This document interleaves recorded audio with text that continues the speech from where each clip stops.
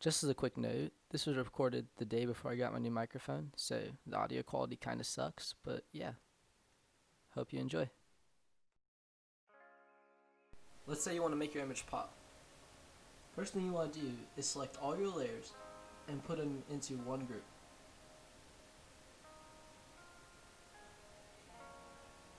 Then, you're going to duplicate that group with Ctrl J. Now convert that group to a smart filter.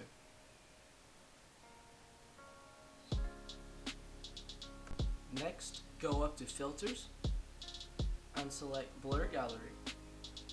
Then go to Tilt Shift Blur. Now you're going to pull the two bars down to where it's centered on your subject and then close them together. This is going to make the eyes draw towards the subject and make it pop. When you're done, press OK. After the blur is fully rendered, with your image still selected, go to Filter and select Camera Raw Filter. What we're about to do can be applied to any basic photo editor. Go up to Basic, and first thing we're going to do is adjust the temperature. Orange is more of a warm, summery feel. Blue is like a colder, chillier feel. I'm going to go with the warmer feel because this is like a summery picture. Next is the tint. I typically just adjust this to where it looks good. I'm going to go with a more green this time. Next is the exposure.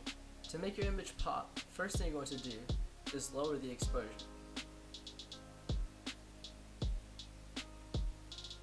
Next, we're going to up the contrast, highlights, whites, blacks, and shadows.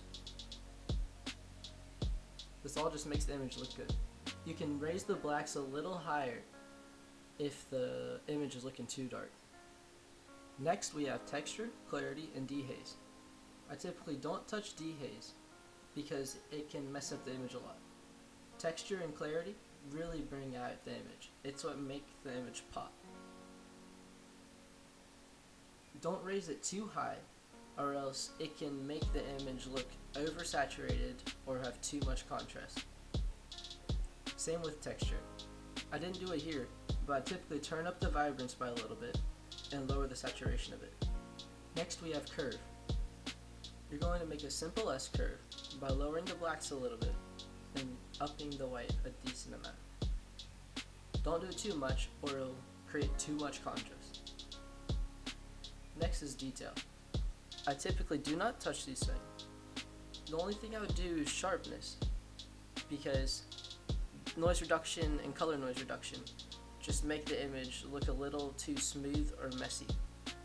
I wouldn't up the sharpness too much or else it'll bring out too much black. Next we have the color mixer, which, as it says, controls the color and mixes it. You can adjust your each color here. This is all based on preference. There's no special way to do this. Next we have split toning. I typically do not touch this as it can mess up the image. Do not adjust the saturation unless you're going for some specific color look. It tends to make the image all one color and removes all other colors from the image. Next we have optics. There's distortion and vignette. Vignette is the only option I'll use from this. Distortion just doesn't change the photo that much.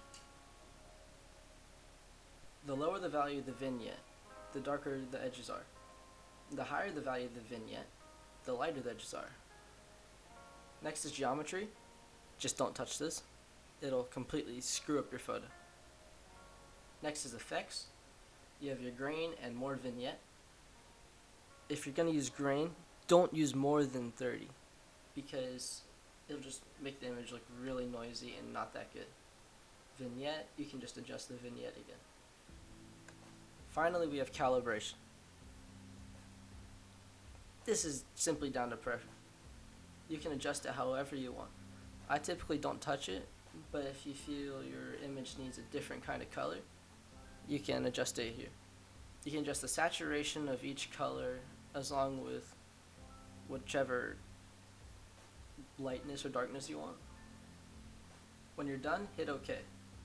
It'll render out your smart filter and apply it to your image.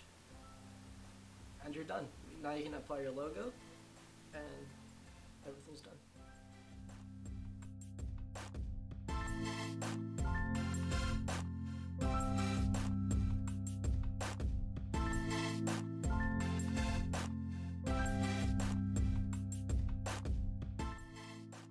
If you have any questions, thoughts, or ideas, go ahead and check out my website at stangle.uwu.ai.